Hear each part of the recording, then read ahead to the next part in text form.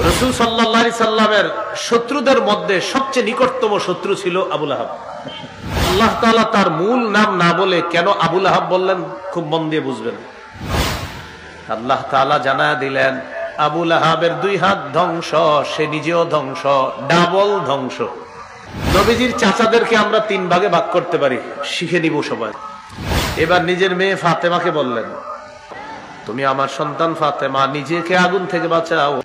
এই সূরার মধ্যে 5টি আয়াত আছে। 1 থেকে 3 নম্বর আয়াত পর্যন্ত এই সূরার প্রথম বিষয়বস্তু, দ্বিতীয় বিষয়বস্তু হলো 4-5 নম্বর আয়াতে। তার মানে পুরা সূরাটায় মূল বিষয়বস্তু 2টা। সূরার শেষে দেখবেন আছে ফি জিদিহা হাবলুম মিম মাসাদ, এই জন্য এই সূরার নাম সূরাতুল মাসাদও বলা হয়। বেদাতীরা বলে যে সোমবারে আবু লাহাবের আযাব কমানো হয়, এটা জাল বর্ণনা।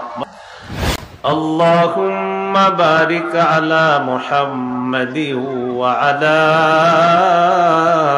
আলি মুহাম্মাদ কামা বারাকতা আলা ইব্রাহিম ওয়া আলা আলি ইব্রাহিম ইন্নাকা হামিদুম মাজিদ।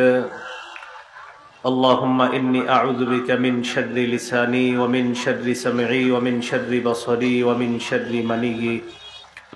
হযরতের কাছে আমি ফতুয়া বিভাগের একটা কিতাব আছে, উসুলুল ইফতাহ, অর্থাৎ ফতুয়া দেওয়ার মূল নীতি। এই কিতাবটা হযরতের কাছে আল্লাহ তাআলা আমাকে পড়ার তৌফিক দান করেছেন।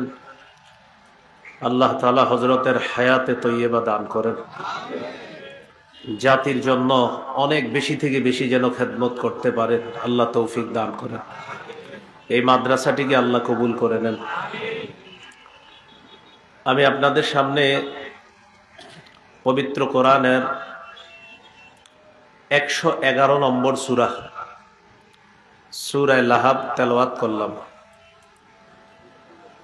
এই সূরাটি এখানে যারা আছেন আশা করি প্রায় অনেকেই এই সূরাটি মুখস্থ পারে। সূরার নাম সূরা লাহাব কেন? এই সূরার মধ্যে একটা শব্দ আছে আবি লাহাব। লাহাব শব্দের প্রতি লক্ষ্য রেখে এই সূরার নামকরণ করা হয়েছে সূরাতুল লাহাব। এই সূরার আরেকটা নাম আছে সূরাতুল মাসাদ। সূরার শেষে দেখবেন আছে ফি জিদিহা হাবলুম মিম মাসাদ, এই জন্য এই সূরার নাম সূরাতুল মাসাদও বলা হয়। এই সূরার মধ্যে 5টি আয়াত আছে। 1 থেকে 3 নম্বর আয়াত পর্যন্ত এই সূরার প্রথম বিষয়বস্তু, দ্বিতীয় বিষয়বস্তু হলো 4-5 নম্বর আয়াতে। তার মানে পুরা সূরাটায় মূল বিষয়বস্তু 2টা। 1 থেকে 3 নম্বর আয়াত পর্যন্ত বিষয়বস্তু হলো রাসূলুল্লাহ সাল্লাল্লাহু আলাইহি সাল্লামের চাচা আবু লাহাব নবীজিকে অভিশাপ দিয়েছিল। আল্লাহ তাআলা তার ওই অভিশাপের জবাব দিয়েছেন 1 থেকে 3 নম্বর আয়াত পর্যন্ত। আবু লাহাবের স্ত্রী তার কৃতকর্মের ফলাফল শাস্তি, এটা আল্লাহ আলোচনা করেছেন 4 এবং 5 নম্বর আয়াত। তাহলে 1 থেকে 3 নম্বর আয়াতে স্বামী আবু লাহাবের আলোচনা, আর 4-5 নম্বর আয়াতে আবু লাহাবের স্ত্রীর আলোচনা। এই সূরাটি সূরা ফাতিহার পরে মক্কায় অবতীর্ণ হয়েছে। সূরাতুল ফাতিহা, এই সূরাতুল ফাতিহার পরে অবতীর্ণ সূরা মক্কায়। কোন সূরা? সূরা লাহাব। এটা অনেকের অভিমত। এই সূরা নাজিলের প্রেক্ষাপট, কেন আল্লাহ এই সূরা নাজিল করলেন? সহিহ বুখারীর বর্ণনা 4770 নম্বর হাদিস। আল্লাহ তাআলা যখন সূরাতুশ শুআরার 214 নম্বর আয়াতে কারিমা নাজিল করলেন, ওই 214 নম্বর আয়াতে আল্লাহ বলেন ওয়ানদির আশীরাতাকাল আকরাবিন। নবী, আপনি আপনার নিকট আত্মীয় যারা আছে তাদেরকে ভয় দেখান, ভীতি প্রদর্শন করেন। জাহান্নামের ভয় দেখান। এই আয়াতের মাধ্যমে নবীজির প্রতি প্রকাশ্যে দাওয়াতের নির্দেশনা এসেছে আল্লাহর পক্ষ থেকে। এর আগে নবীজি গোপনে দাওয়াত দিয়েছেন। সাইদা রাসূলুল্লাহ সাল্লাল্লাহু আলাইহি ওয়াসাল্লাম আলা সাফা, রাসূলুল্লাহ সাল্লাল্লাহু আলাইহি সাল্লাম সাফা পাহাড়ের উপর উঠলেন। ফাজআলা ইউনাদি ইয়া বনি ফিহরিন ইয়া বনি আদি। পাহাড়ের উপর উঠে নবীজি বিভিন্ন গোত্রকে ডাকতে শুরু করলেন। হে বনি ফিহর, হে বনি আদি, লিবুতনি মিন কুরাইশ। কুরাইশের বিভিন্ন এলাকার নাম ধরে ধরে নবীজি ডাক দিলেন। ফাজা আবু লাহাবিন ওয়া কুরাইশ। নবীর আহ্বানে আবু লাহাব উপস্থিত হলো, কুরাইশরাও উপস্থিত হলো। ফাজআলা আর-রাজুলু ইযা লাম ইস্তাতি আন ইয়াখরুজা আরসালা রাসূলান লিয়ানজুরা মা হুয়া। যেই ব্যক্তি নিজে আসতে পারল না নবীর আহ্বানে, ওই ব্যক্তি আরেকজনকে পাঠায় দিছে, যাও তো মুহাম্মদ কি বলে একটু দেখে আসো।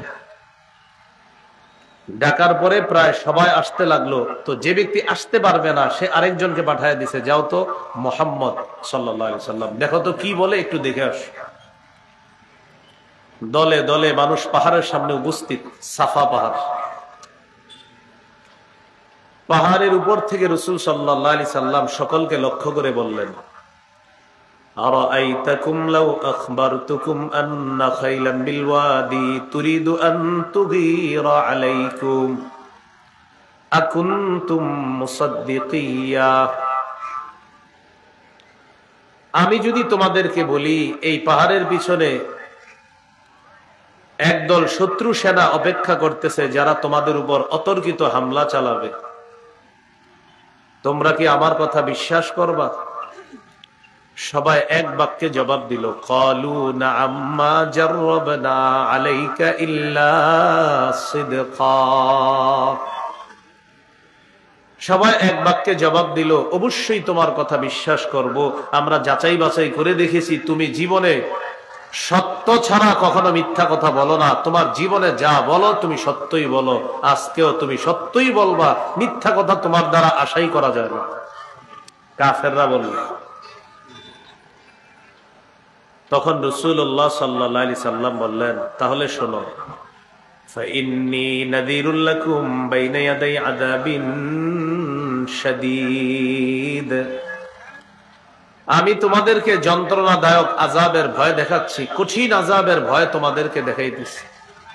আল্লাহকে এক আল্লাহ মানো, যদি না মানো তাহলে কঠিন আযাবের ভয় তোমাদেরকে দেখাইতেছি, কঠিন আযাব তোমাদের জন্য অপেক্ষা করছে। এটা হলো বুখারীর বর্ণনা। অন্য বর্ণনা এসেছে দালাইলুন নবুওয়াতেও এসেছে। নবীজি বললেন, ইয়া মা'শারা কুরাইশ আনকিযু আনফুসাকুম মিনান নার। হে কুরাইশ সম্প্রদায়, তোমরা নিজেদেরকে আগুন থেকে রক্ষা করো। ইয়া মা'শারা বনি হাশিম, হে বনু হাশিম সম্প্রদায়, আনকিযু আনফুসাকুম মিনান নার, তোমরা নিজেদেরকে আগুন থেকে রক্ষা করো।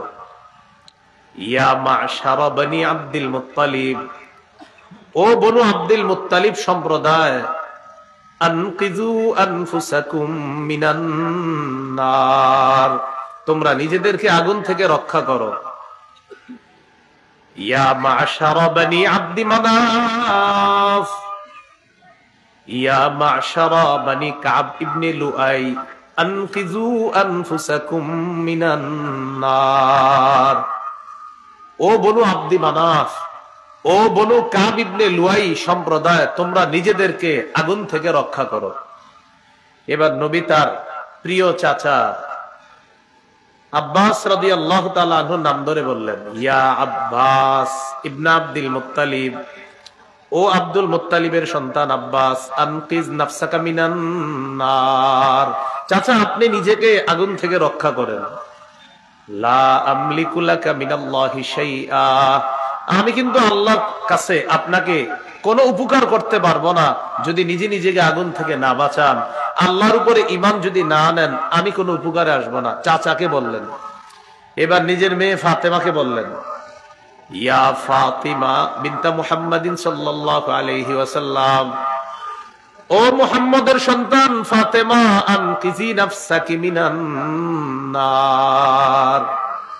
ফাতেমা, তোমার বাবা মুহাম্মদ ঠিক আছে, তুমি আমার সন্তান ফাতেমা, নিজেকে আগুন থেকে বাঁচাও। লা আমলিকু লাকি মিনাল্লাহি শাইআ, আমি কিন্তু কোনো কাজে আসবো না তোমার, যদি তুমি নিজেকে সংশোধন করে না যাও আমি কিন্তু কাজে আসবো। নবীজি সতর্ক বার্তা দিয়ে দিলেন নিকট আত্মীয়দের। আবু লাহাব দাঁড়ায় গেছে, মেজাজ খারাপ হয়ে গেছে। فقال أبو لهب تبا لك سائر اليوم ألهذا جمعتنا। আবু লাহাব দাঁড়িয়ে বলল, মুহাম্মদ তোমার পুরাটা দিন ধ্বংস হোক, তুমি কি এই কারণে আমাদেরকে একত্রিত করেছো? বলি নাউজুবিল্লাহ। এই যে বলছে তোমার পুরাটা দিন ধ্বংস হোক, তাব্বান লাকা, আল্লাহ ঠিক তার ভাষায় কোরআনের সূরা নাজিল করে দিলেন। আমার নবী ধ্বংস হবে না। তাব্বাত ইয়াদা আবি লাহাবি ওয়া তাব, আল্লাহ তাআলা জানায়া দিলেন আবু লাহাবের দুই হাত ধ্বংস, সে নিজেও ধ্বংস, ডাবল ধ্বংস। আমার নবীকে সে বলছে তাব্বা, আল্লাহ তার ভাষায় বলে দিলেন তাব্বাত ইয়াদা আবি লাহাব, আবু লাহাবের দুই হাত ধ্বংস। হাত দ্বারা উদ্দেশ্য ব্যক্তি আবু লাহাব। আরবরা অঙ্গ দ্বারা পুরা মানুষটাকে উদ্দেশ্য নিত, এই জন্য আল্লাহ তাআলা প্রথমে অঙ্গের কথা বলে বললেন তাব্বা, তুই নিজেও ধ্বংস, তোর দুই হাত ধ্বংস, তুইও ধ্বংস। তো আল্লাহ তাআলা আয়াত নাজিল করে দিলেন, সূরা নাজিল করে দিলেন, তাব্বাত ইয়াদা আবি লাহাবি ওয়া তাব। তাব্বাত এটার অর্থ হলো খবা, খাসিরা, হালাকা, ধ্বংস হওয়া। মূল হলো তাবাব। আল্লাহ পবিত্র কোরআনে বলেছেন, ওয়ামা কাইদু ফিরআউনা ইল্লা ফি তাবাব, ফিরআউনের চক্রান্ত ধ্বংস, নস্যাৎ। তো তাবাব অর্থ ধ্বংস। এই তাব্বাত মানে ধ্বংস হোক আবু লাহাবের দুই হাত, ওয়াতাব সে নিজেও ধ্বংস হোক। আবু লাহাবের পরিচয়, আবু লাহাব হলো আব্দুল মুত্তালিবের 10 পুত্রের এক পুত্র। নবীজির দাদা আব্দুল মুত্তালিব, তার 10 জন পুত্র, এই 10 জন পুত্রের একজন পুত্রের নাম হলো আবু লাহাব। লাহাব মানে হলো লেলিহান, লালিমা যুক্ত, অগ্নি বর্ণ। আবু লাহাব দেখতে ছিল সুন্দর, লাল টকটক, এই জন্য তার নাম আবু লাহাব। অগ্নিস্ফুলিঙ্গের বাবা। তার মূল নাম হলো আব্দুল উজ্জা। আবু লাহাবের মূল নাম কি? আব্দুল উজ্জা, মানে উজ্জা দেবীর গোলাম। আল্লাহ তাআলা তার মূল নাম না বলে কেন আবু লাহাব বললেন, খুব মন দিয়ে বুঝবেন। তার মূল নামের মধ্যে শিরিক আছে। বলেন, মূল নামে কি আছে? এই জন্য শিরিক তাওহীদের বিপরীতে, তাই আল্লাহ ওই শিরকি নামটা এখানে না বলে আল্লাহ আবু লাহাব বলেছে। কারণ আব্দুল উজ্জা এটা হলো তাওহীদের বিপরীত বাক্য, এই জন্য আল্লাহ ওই তাওহীদের বিপরীত বাক্যটা কোরআনে না বলে তার লকব আবু লাহাব, অগ্নিস্ফুলিঙ্গের পিতা, এটা আল্লাহ বলেছেন। নবীজির চাচাদেরকে আমরা 3 ভাগে ভাগ করতে পারি, শিখে নিব সবাই। কয় ভাগে? 1 নাম্বার, নবীর চাচাদের মধ্যে কিছু চাচা এমন যারা নবীরে বিশ্বাস করেছে, নবীর পক্ষ হয়ে লড়াই করেছে এবং ঈমানের উপর তাদের মৃত্যু হয়েছে, যেমন হযরত হামজা, হযরত আব্বাস রাদিয়াল্লাহু আনহুমা। 2, নবীর চাচাদের মধ্যে কিছু চাচা যারা নবীরে সহযোগিতা করেছে কিন্তু তাওহীদের উপর তারা ছিল না, মৃত্যু হয়েছে তাদের শিরিকের উপরেই, যেমন খাজা আবু তালেব। নবীজিরে খুব সহযোগিতা করছে কিন্তু ঈমান নিয়ে মৃত্যুবরণ করতে পারে নাই। 3 নাম্বার, নবীর চাচাদের মধ্যে কিছু চাচা নবুয়ত প্রকাশ পাওয়ার পর থেকে মৃত্যু অবধি নবীর শত্রুতা করেছে, যেমন আবু লাহাব।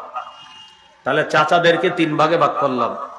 এক, নবীর কথা বিশ্বাস করেছে, ঈমান এনেছে, এই অবস্থায় মৃত্যুবরণ করেছে, হামজা, আব্বাস রাদিয়াল্লাহু আনহুমা। দুই, নবীজিরে যথেষ্ট সহযোগিতা করেছে, আদর আপ্যায়ন যত্ন করেছে, কিন্তু ঈমান আনে নাই, শিরিকের উপর মৃত্যু হয়েছে, যেমন আবু তালেব। তিন, নবুয়তের প্রকাশের পর থেকে মরণ পর্যন্ত নবীর শত্রুতা করেছে এবং ওই অবস্থায় মৃত্যু হয়েছে, যেমন আবু লাহাব। আবু লাহাবের পরিচয় বলতেছিলাম। রাসূল সাল্লাল্লাহু আলাইহি সাল্লামের নবুয়তের প্রকাশের আগ পর্যন্ত আবু লাহাবের সাথে নবীজির সম্পর্ক খুব সুন্দর ছিল। নবী জন্মের পরে আবু লাহাব খুশি হয়ে নিজে মানুষের কাছে গিয়ে সংবাদ দিছে, আমার ভাই আব্দুল্লাহর একটা ছেলে হয়েছে, তার বংশ রক্ষা হবে। এইভাবে খুশিতে সবাইরে সংবাদ দিছে। কি করছে? সবাইকে সংবাদ দিছে। এখানে বেদাতীদের একটা আকীদা আছে, এটা আবার আপনারা মুখস্থ রাখবেন। বেদাতীরা বলে যে সোমবারে আবু লাহাবের আযাব কমানো হয়, এটা জাল বর্ণনা। বলেন কি বর্ণনা? একদম জাল বর্ণনা। যে আবু লাহাব সোমবার দিন নবীর জন্মে খুশি হয়ে সুয়াইবা দাসীকে আজাদ করে দিয়েছে আর নিজে খুশি হয়ে চারদিকে খবর ছড়ায়া দিছে। তো বেদাতি যারা আছে তারা বলে নবীর জন্মে খুশি হওয়াতে আবু লাহাবকে সোমবারে আজাব কম দেওয়া হয়। টোটাল মিথ্যা কথা, জাল। এটা প্রথম কথা। হ্যাঁ, এ হলো আবু লাহাব নবীজির জন্মে খুশি হয়েছিলেন, সবাইকে সংবাদ দিয়েছে, সুয়াইবা দাসীকে আজাদ করে দিছে। দ্বিতীয় কথা, রাসূল সাল্লাল্লাহু আলাইহি সাল্লামের শত্রুদের মধ্যে সবচেয়ে নিকটতম শত্রু ছিল আবু লাহাব। নবীজির শত্রু, কিন্তু নিকটতম শত্রু মানে সবচেয়ে কাছের আত্মীয় কে? আবু লাহাব। তৃতীয় কথা, আবু লাহাবের দুইজন ছেলে ছিল, উতবা, উতাইবা। কি নাম ভাই? উতবা, উতাইবা।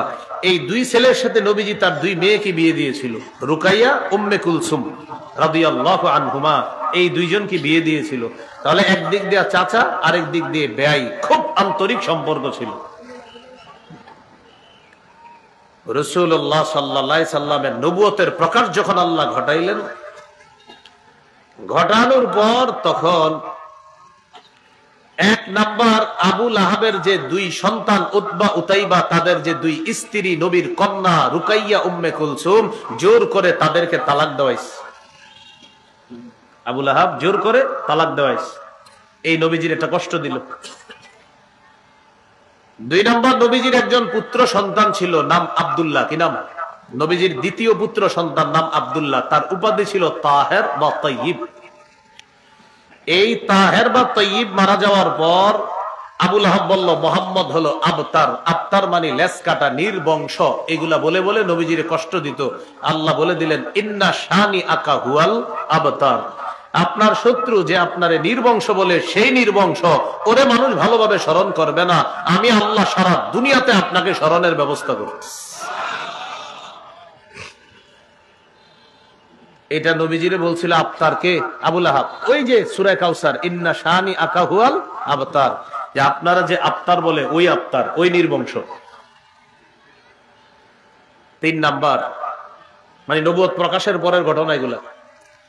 একটা বাজার আছে নাম জুল মাজাজ, বলতে পারবেন নি নাম? জুল মাজাজ। কি নাম বাজারটা? এই জুল মাজাজ বাজারে রাসূল সাল্লাল্লাহু আলাইহি সাল্লাম উম্মতকে দাওয়াত দিতেছে। কুলু লা ইলাহা ইল্লাল্লাহ তুফলিহু। তোমরা বলো আল্লাহ ছাড়া কোনো ইলাহ নাই, তোমরা সফলকাম হয়ে যাবা। আবু লাহাব পিছনে পিছনে আয়েশা সবাইরে ডাক দিয়ে বলতেছে, ইয়া আইয়ুহান নাস লা তুতিউহু। ও মানুষ, তোমরা তার অনুসরণ করবা না। এগুলা বলতে বলতে পিছন থেকে আয়েশা নবীজিরে পাথর মারছে। পাথরের আঘাতে নবীর পা থেকে রক্ত ঝরছে। আবু লাহাব। 4 নাম্বার ঘটনা, এটা নবুয়ত প্রকাশের পরের। হজের মৌসুমে নিরাপদ সফর, নবীজি চুপে চুপে হাজিদের তাবুতে যাইতেন, যায়া তাওহীদের দাওয়াত দিতেন।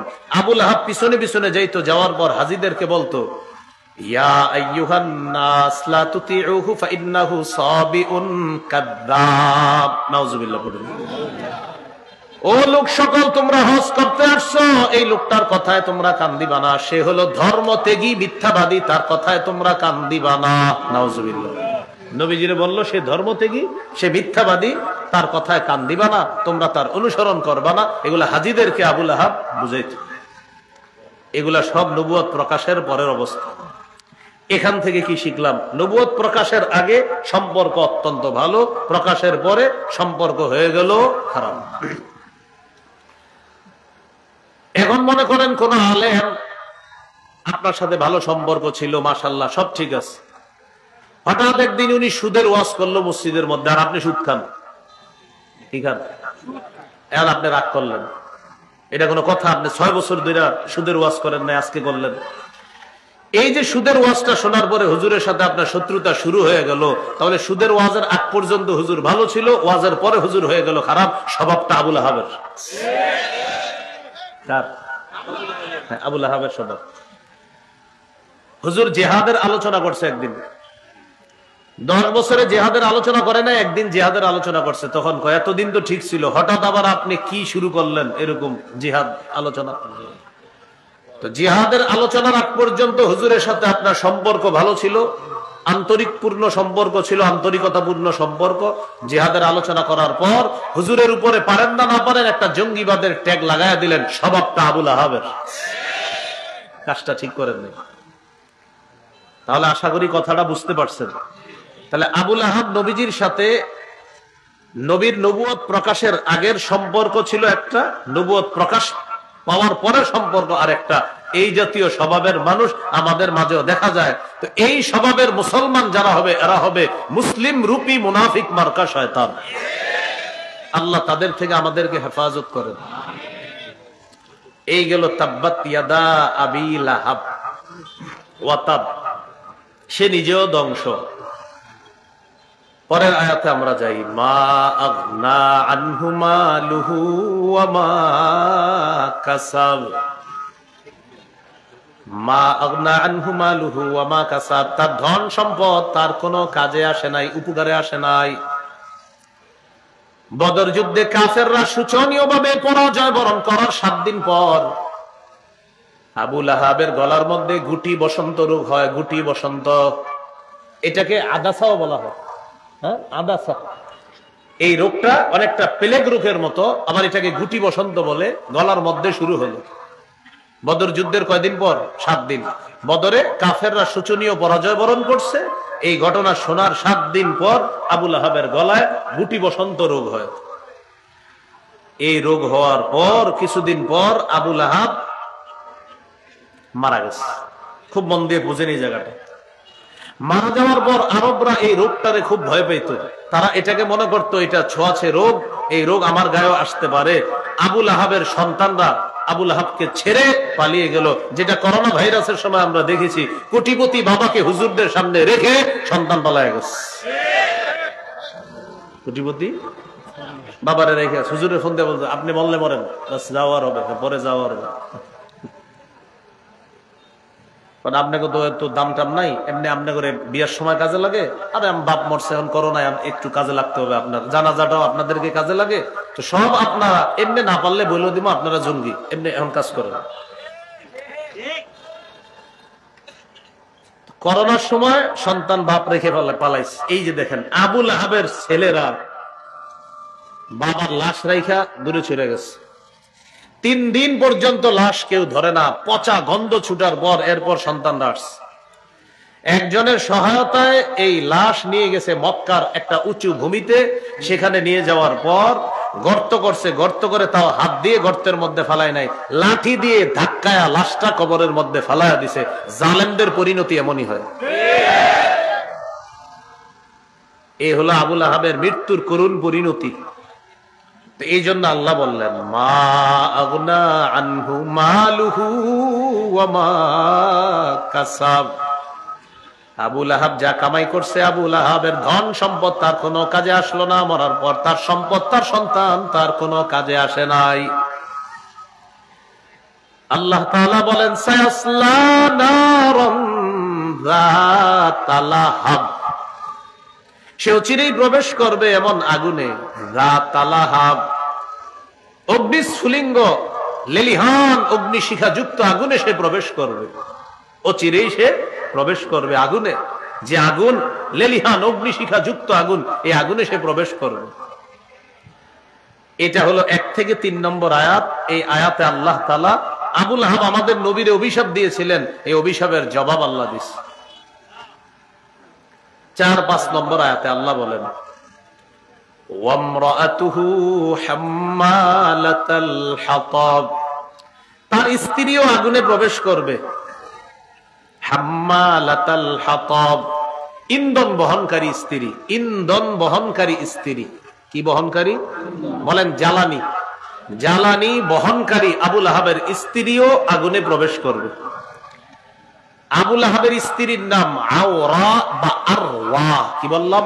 আওরা অথবা আরওয়া, তার স্ত্রীর নাম আওরা অথবা আরওয়া বিনতে হারব, আর তার একটা নাম ছিল উম্মে জামিল। তাহলে আওরা বিনতে হারব অথবা আরওয়া বিনতে হারব উম্মে জামিল আবু সুফিয়ানের বোন ছিল। কে? আবু লাহাবের স্ত্রী। আওরা কেন তার নাম? কেউ কেউ বলেছেন তার চোখ ছিল একটা টেরা, এই টেরা হওয়ার কারণে, আর টেরাকে আরবিতে বলা হয় আওরা, এই জন্য তাকে আওরা বলা হয়। এটা হলো একটা ব্যাখ্যা। ইবনুল আরাবী রহমতুল্লাহ আলাই তাকে বলছে সে হলো আওরা উম্মু কবীশ, সমস্ত খারাপির মূল হলো এই মহিলাটা, আবু লাহাবের স্ত্রী। এই আবু লাহাবের স্ত্রী এলাকায় ঘুরে ঘুরে মানুষের সংসার ভাঙার কাজ করত আর সমাজে অশান্তি সৃষ্টি করত। এই জাতীয় মানুষ এখনো পাবেন। আর কাজ ছিল এলাকায় ঘুরে ঘুরে মানুষের সংসার ভাঙা।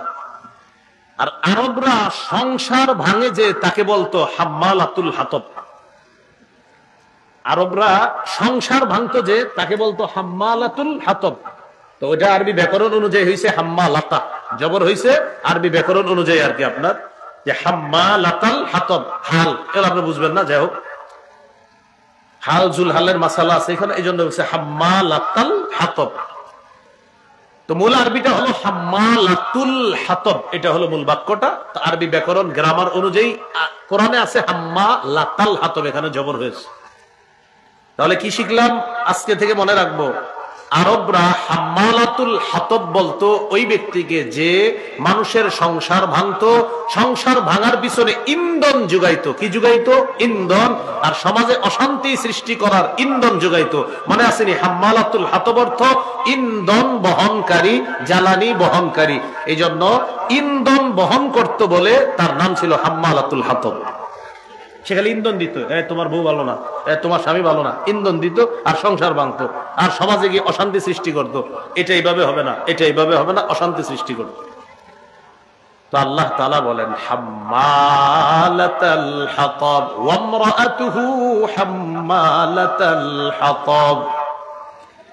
আবু লাহাবের স্ত্রী আওরা বিনতে হারব অথবা আরওয়া বিনতে হারব ইন্ধন বহনকারী নারী, সেও জাহান্নামে প্রবেশ করবে। ফি জিদিহা হাবলুম মিন মাসাদ, তার গলার মধ্যে থাকবে পাকানো রশি। বলেন গলায় কি থাকবে? খুব বুঝতে হবে এই জায়গাটা। হাম্মালাতাল হাতবের একটা ব্যাখ্যা কিন্তু দিছি আপনাদের, আশা করি মনে আছে। সমাজে অশান্তি সৃষ্টি যে করে, যে সংসার ভাঙে তাকে বলা হয় হাম্মালাতুল হাতব। আরেকটা ব্যাখ্যা, আবু লাহাবের স্ত্রী ধনী মানুষ ছিল, এরপরে কৃপণতা করত, খুব কৃপণ ছিল, ধনী হওয়ার পরেও কৃপণ ছিল। সে নিজে কি করত? গলার মধ্যে রশি পাকায়া, এই রশি দিয়া বাইদা কাঠ সংগ্রহ করে নিয়ে এসা এটা দিয়ে রান্না করত। কোন খাদেম সেবিকা রাখতো না, কারণ টাকা দেওয়া লাগবে।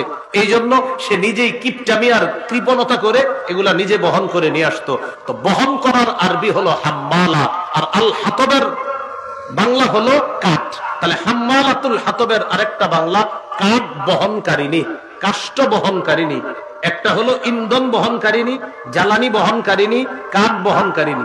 তাহলে হাম্মালাতুল হাতবের একটু মন দিয়ে বুঝবো। এখানে আমরা দুইটা শিখলাম, একটা হলো সমাজে অশান্তি সৃষ্টিকারী, আর একটা হলো সংসার ভাঙ্গে যে ইন্ধন দিয়ে দিয়ে, এই জন্য তাকে বলা হয়েছে হাম্মালাতুল হাতব। আরেকটা হলো কৃপণ হওয়ার কারণে সে লাকড়ি সংগ্রহ করত, গলায় রশি পেঁচা, এই রশি দিয়ে সে লাকড়ি বহন করে নিয়ে আসতো। আর লাকড়ি বহনকারিনীকে বলা হয় হাম্মালাতুল হাতব।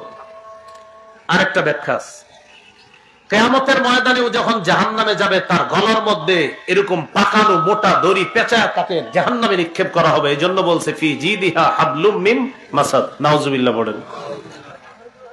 এই হলো হাম্মালাতাল হাতব ফি জিদিহা হাবলুম মিন মাসাদ।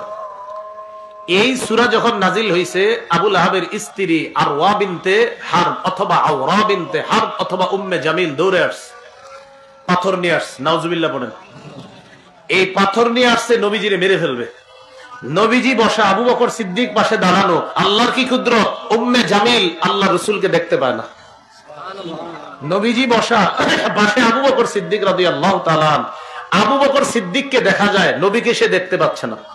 এটা কোন কোন তাফসীর কারক লিখেছেন। তো নবীরে না দেখে এবার আবু বকর সিদ্দিক রাদিয়াল্লাহু তাআলা আনহুকে বলতে লাগলো, উম্মে জামিল, আবু বকর তোমার সাথীকে জানায়া দিও।